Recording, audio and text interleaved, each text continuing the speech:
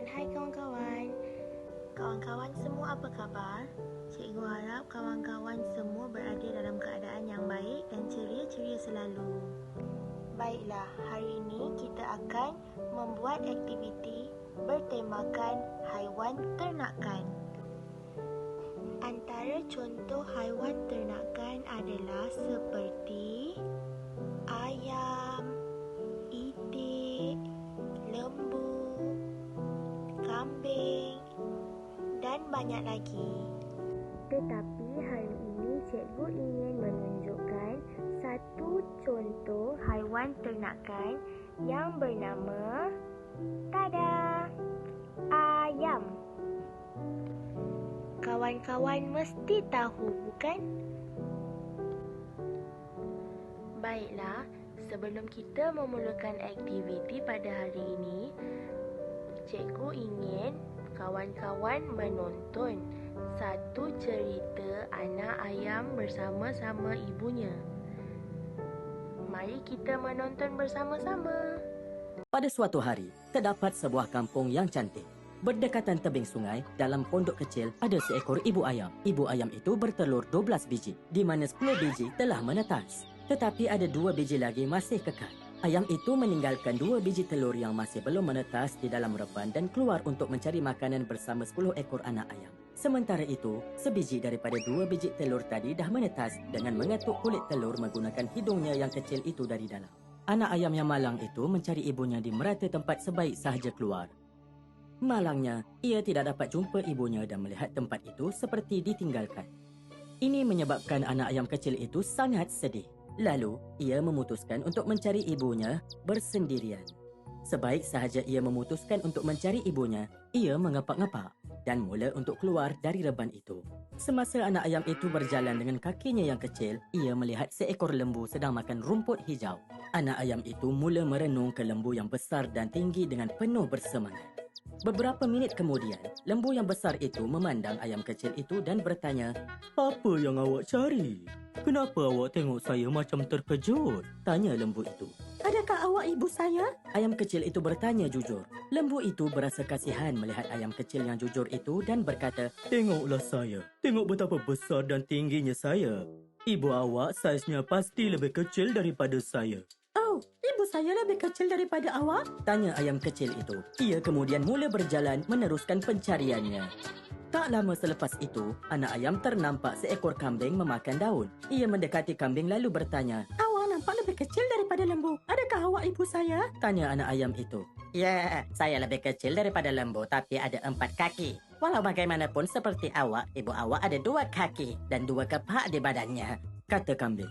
Anak ayam itu berasa sangat sedih mendengar apa yang kambing itu kata. Lalu ia memutuskan untuk berjalan lebih jauh dan meneruskan pencarian ibunya. Semasa ia berjalan jauh sedikit, anak ayam terdengar bunyi "Ah, ah." Anak ayam teringat kata-kata kambing dan berfikir, mungkin Gagak ialah ibu saya. Ia bertanya kepada Gagak, "Awak ada 2 kaki dan kepak. Adakah awak ibu saya?" "Ya, benar saya ada 2 kaki dan kepak, tetapi saya boleh terbang lebih tinggi dari ibu awak. Ibu awak juga lebih besar daripada saya. Kakinya lebih tinggi dan ia tidak berbunyi seperti saya," jawab Gagak. Mendengar perkara itu membuatkan anak ayam sedih dan bila Gagak terlihat kesedihan itu, Gagak turut merasa simpati dengan anak ayam itu. Kemudian Gagak berkata, "Janganlah sedih. Cuba pergi jauh sedikit. Awak pasti akan berjumpa ibu awak nanti." Setelah berkata, Gagak pun terbang pergi. Kata-kata Gagak tadi memberi inspirasi kepada anak ayam itu dan ia mula berjalan lebih jauh sedikit. Dengan kakinya yang comel, ia segera berjalan di tepi sepanjang kolam dan di situ ia bertemu Itik dan anak-anaknya. Anak ayam kecil itu berasa sangat gembira melihat rupa Itik sama seperti yang Gagak tadi cakap. Dan ia berlari ke arah Itik sambil menjerit, "Ibu! Ibu!" Itik itu terkejut melihat anak ayam. "Kenapa ibu terkejut sangat? Saya ialah anak ibu," kata anak ayam. "Tidak sayang, saya bukan ibu awak," kata ibu Itik. Air mata mengalir di pipi anak ayam. Anak ayam yang malang itu mula tersedu memikirkan yang ia tak akan dapat cari ibunya lagi. Ini meruntun hati si ibu Itik. Ia memandang anak ayam dengan penuh kasih sayang dan berkata, "Kenapa awak menangis sayang? Mari saya tolong awak." Anak ayam itu mula memberitahu kisah sedihnya kepada Itik dari mula. Itik itu membalas dengan hati yang baik dan berkata, "Oh sayang, ibu awak tak menguek seperti saya. Ibu awak berbunyi, "Kukuruku."